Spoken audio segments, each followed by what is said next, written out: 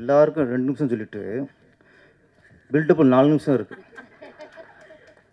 இவங்களே எல்லாத்தையும் பேசிட்டு அப்போ நாங்கள் என்னத்தை பேசுகிறது? உஷாராக இருக்கு. இயக்குனர், திரைக்கதை மன்னன்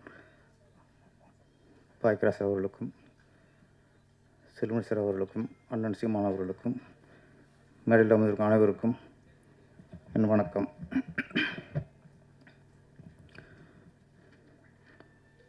சமீபத்தில் நான் செல்வமணி சாருக்கு மேனேஜர், பிஆர்ஓ, டிரைவர் ஆகிட்டேன். நான் அவராட்டுக்கு ஒரு படத்தில் கமிட் ஆகிறாரு, நான் வந்து ஆடியோஸ் வந்துன்னு சொல்லிடுறாரு. அதே மாதிரி தேவானி மேடம் ஹீரோனா பண்ணுறாங்க, இந்த படத்துக்கு வரணும்னு சொல்லிட்டாரு. பெப்சிக்கு நான் மதியம் போயிட்டேன். ஒரு குரூப்பாக வருது, இந்த எலெக்ஷன் அந்த கூட்டணி பேசுகிற மாதிரி என்னென்ன ஒரு குரூப்பாக வந்துக்கிட்டு இருக்கு. இவரே எங்கே கமிட் ஆகுங்கிறதே மறந்துடுறாரு முதல்ல, அந்த டென்ஷனில். அப்போ கூட இருந்து சரி தேவன் மேடம் ஸ்பெஷலாக சொல்லியிருக்காங்க அப்படி மீட்டிங்கை முடிச்சுட்டு அவர் கூடவே அவர் வீட்டுக்கு போய் அங்கேருந்து நேராக கூட்டிகிட்டு இங்கேருந்து விட்டாச்சு. மேடம் ஆமாம், இப்போ வந்து நான் வந்து இந்த படத்தில் பிஆர்ஓ பேர் போடும் கொஞ்சம். அண்ணன் சீமான் அவர்கள், ஆமாம், கொஞ்ச காலமாக அவரை கருப்பு சட்டையிலே பார்த்தேன். எனக்கு கொஞ்சம் வருத்தமாக இருந்துச்சு, என்னடா அண்ணன் கருப்பு சட்டையே போட்டுருக்காரு அப்படின்ட்டு. இப்போ கொஞ்சம் வெள்ளைக்கு மாறி இருக்கார், வெள்ளையில் மாறி இருக்காரு. கருப்பு சட்டையில் பார்த்த விட வெள்ளை சட்டையில் அண்ணன் அழகாக இருக்கீங்கண்ணே, இப்போ கலையாக இருக்கீங்கண்ணே. நீங்கள் கருப்பு சட்டையை தவிர நீ வெள்ளையை போடுங்க, மஞ்சளை போடுங்க, பச்சையை போடுங்க, சிவப்பை போடுங்க, கருப்பை மட்டும் போட்டுறாதீங்க, ஏன்னா அது உங்களுக்கு செட் ஆகலை.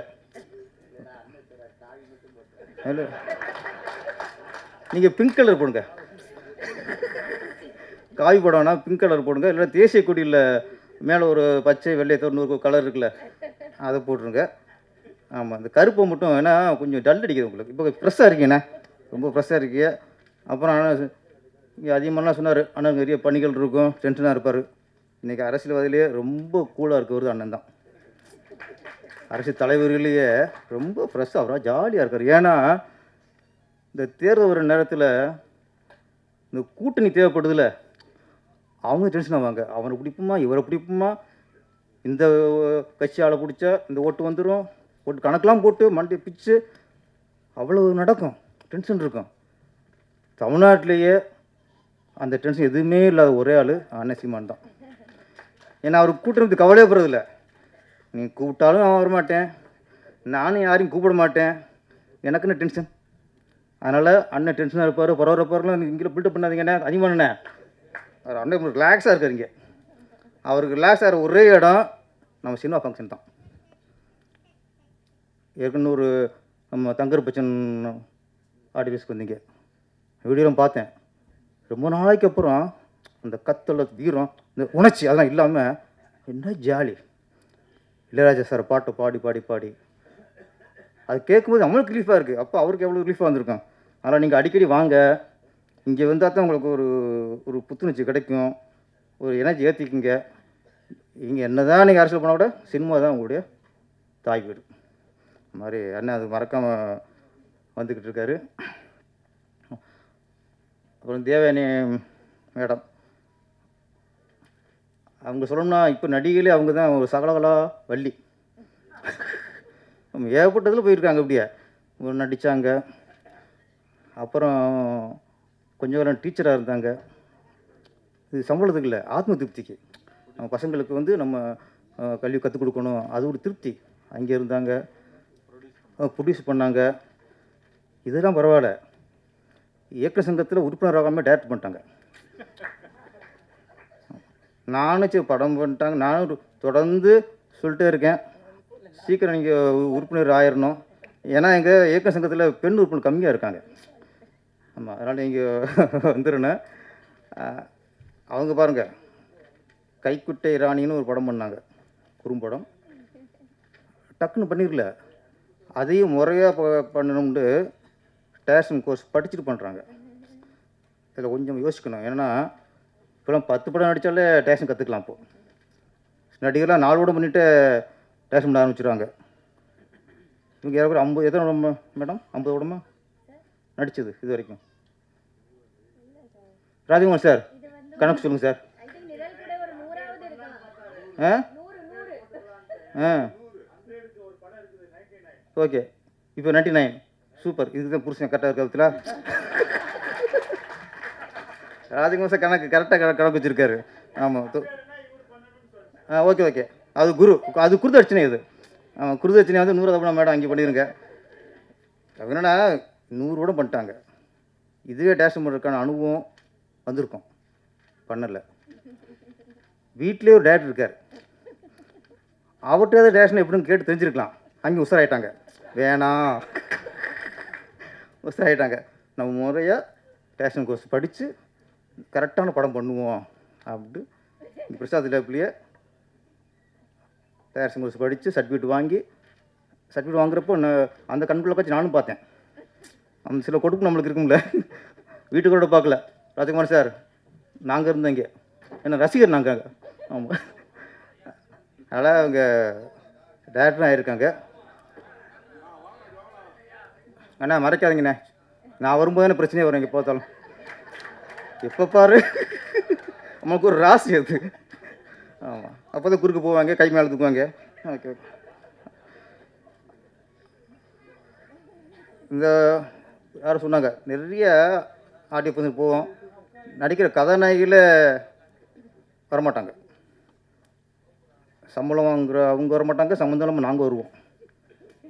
இது எங்களுக்கு ஒரு தொழில் மாதிரி போச்சு, குல தொழில் மாதிரி போச்சு. ஆனால் இன்றைக்கி தேவயானி மேடம் இந்த பற்றி நடிச்சிருக்காங்க. அவங்கள ஃபங்க்ஷனுக்கு வரலாம், பேசலாம், சப்போர்ட் பண்ணலாம்.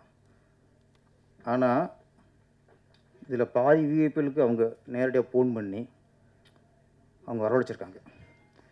காலையில் முதல் போனேன், அவங்க போனது எனக்கு, சார் மறந்துடாதீங்க சார். ஓகே, செல்மணி சார் வராரு, அவங்க வராங்க. ஓகே, அங்கே நான் வாக்கு கொடுத்துறேன் சார், நான் கூப்பிட்டு வந்துடுறேன்ட்டு. அதான் நான் பெப்சிக்கு வந்தது. அதனால் ஒரு ஆர்டிஸ்ட்டாக அதோடு ஒதுங்கிறாமல் அவளுக்கு இன்வால்வ்மெண்ட்டு, இந்த இன்வால்வ்மெண்ட் இருந்தாலே இந்த 100 மேடம் நீங்கள் 200 தாண்டிடுவீங்க. தொழில் இன்வால்வ்மெண்ட் இருந்தாலே எல்லாம் கண்டிப்பாக சாதிக்கலாம். அது வேணும். அப்புறம் இந்த படம் நிழற்குடை, இது ஒரு சாதாரண திரைப்படம் அப்படின்னு கலந்து போக முடியாது. ஏன்னா இந்த காலகட்டத்துக்கு ரொம்ப அவசியமான படம், மிக தேவையான படம். பேரண்ட்ஸுக்கு குழந்தைய வளர்த்துவது வேறு, குழந்தை வளர்ப்பு வேறு. பணக்காரா இருப்பாங்க, கோடீஸ்வரராக இருப்பாங்க, அவங்க ஈஸியாக குழந்தைய வளர்த்துக்குவாங்க, படிக்க வைப்பாங்க, லட்சக்கணக்கில் ஸ்கூலில் ஃபீஸ் கட்டி படிக்க வைப்பாங்க, தனியாக பிஸ்னஸ் பண்ணி கொடுப்பாங்க, இல்லை பெரிய வேலைக்கு பெரிய அமௌண்ட்டை லஞ்சமாக கொடுத்து வேலை வாங்கி கொடுப்பாங்க. இதெல்லாம் குழந்தைய வளர்த்து விடுறது. வளர்ப்புங்கிறது என்ன, அது இருக்கா இன்னைக்கு? வளர்ப்பே இல்லை இன்னைக்கு. அதை சொல்கிறதான் இந்த நிழற்குடை. குழந்தைய பெற்றா மட்டும் பத்தாது, வளர்க்கணும், நம்மளை சார்ந்துருக்கணும் குழந்தை. அதை விளையாடி அது மலரை ரசிக்கிற நேரத்தில் எங்கே இருக்குதுமா, அது ப்ளே ஸ்கூலில் இருக்குது. ப்ளே ஸ்கூலில் விட்டுற முடியும், காலை விட்டு மதியம் தான் வருது. எங்கே பேரண்ட்ஸ் இருக்குது? அதுக்கு வரும் ஸ்கூலுக்கு போயிட்டால் படிப்பு காலைல போடுறது, சாயந்தரம் தான் வர்றது. இப்போ நைட்டு வர நிறைய ஹோம்ஒர்க், இப்போ நிறைய பாரம், கல்வி பாரம். இங்கே குழந்தைகிட்ட பேரண்ட்ஸு ஸ்பெண்ட் பண்ணுறதுக்கு டைம் இப்போ இல்லை. இப்போது இதுதான் இந்த படம் சொல்லுது. குழந்தைய வளர்த்துவது வேறு, வளர்க்குறது வேறு. வளர்க்கணும்னா வளர்க்குறது என்ன, குழந்தை வளர்ப்பு சரியாக இருக்குங்கிறாங்களே, என்ன சொல்கிறாங்க, குழந்தை வளர்ப்பு சரியாக இருக்குன்னா அந்த தாய் தப்புன்னு பொறுப்பாக ஒழுக்கமாக நல்லபடியாக குழந்தை வளர்த்துக்கான்னு அர்த்தம். அது ஒவ்வொரு பேரண்ட்ஸுக்கு வரணும். இது ஒரு ஷாட்டு, அந்த குழந்தைய குளிக்க வைப்பாங்க, குளிக்க வச்சு துண்டை கட்ட போக அது அவசரப்பட்டு அந்த குழந்தை, பெண் குழந்தை அந்த ஜட்டியை கழட்ட போகும். நோ அப்படின்னு துண்டை கட்டுவாங்க, அதான் வளர்ப்பு. டக்குன்னு ஜட்டி குழந்தை கட்டக்கூடாது. அப்போ ஃபாதர் போய் அந்த துண்டை கட்டுவாங்க. இது ஒவ்வொரு விஷயங்கள், சின்ன சின்ன விஷயங்கள்லாம் நம்ம பேரண்ட்ஸ் குழந்தைங்க நல்ல விஷயம் சொல்லிக் கொடுக்கணும். அது இன்றைக்கி இல்லை. சேர்த்துட்டா போதும், ஸ்கூலில் சேர்த்துட்டா போதும், ப்ளே ஸ்கூலில் சேர்த்துட்டா போதும், ஸ்கூலுக்கு ஃபீஸ் கட்டினா போதும், வெளிநாட்டுக்கு படிக்க அனுப்பி வச்சுட்டா போதும். அரவணைங்க, அன்பை காட்டணும். இந்த ஒரு நல்ல விஷயத்தை இன்றைக்கி அது இல்லைங்கிறத இன்றைக்கி இல்லை, அது சுத்தமாக நிறையா இடத்துல காணாமல் போச்சு. இது நம்ம வளர்ப்புங்கிறது நமக்கு இல்லை, அதோட லைஃபுக்கு, அதோட வாழ்க்கைக்கு. நீங்கள் ஒழுங்காக எடுத்தால் தான் அது நாளைக்கு வாழ்க்கை நல்லா இருக்கும். ஏன்னா எதுவும் அது பேச தெரியாது, தப்புலாம் தெரியாது, எந்த ஒரு குற்றம்லாம் பேச தெரியாது. அப்படி வளர்ந்துருங்க. அதை சொல்ல தான் இந்த நிழற்குடை. நல்ல படம் இது, மக்களுக்கு வேண்டிய படம் இது, இப்போ தேவையான படம். இந்த படத்துக்கு மக்கள் ஃபுல்லாக சப்போர்ட் பண்ணணும். சின்ன சின்ன படங்கள்லாம் நல்ல கதையும் சில படங்கள்லாம் ஓடுது. அதுக்கு உண்மையிலே இப்போ மீடியாக்கெல்லாம் நல்லா சப்போர்ட் பண்ணுறாங்க. உங்கள் சப்போர்ட்டில் நிறைய படங்கள் இப்போ வெற்றி அடைஞ்சிருக்கு. இந்த படத்தையும் வெற்றியாக்குங்கள். மக்களாகிய அனைவரும் தியேட்டரில் பார்த்து இந்த படத்தை வெற்றி அடைய. நன்றி, வணக்கம்.